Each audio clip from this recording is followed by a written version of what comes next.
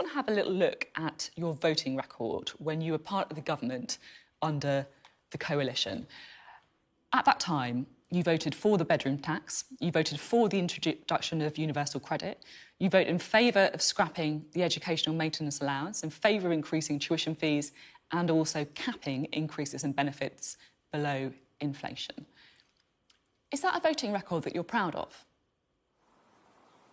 Well, I've already said that there's things in there that you've read out that I think that we got wrong and that we need to learn from those errors, that we shouldn't have, for example, let the bedroom tax go through. There's a lot of good that we did in coalition, helping children from the poorest backgrounds with more money in schools, introducing same-sex marriage, taking people on low pay out of having to pay income tax.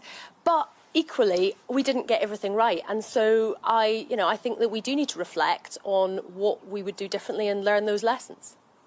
In a speech a couple of years ago, you said that the Libdems must own the failures of your time in coalition and that we should have done more to stop policies such as the bedroom tax, as you were just talking about there. Should you personally have done more?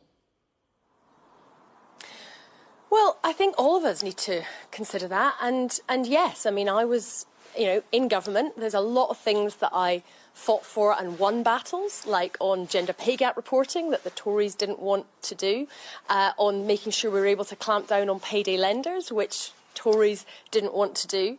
But there was also battles that I fought and lost in government. So against employment tribunal fees was an example of that. So, there's cases where we fought and we lost. There's cases where we fought and won.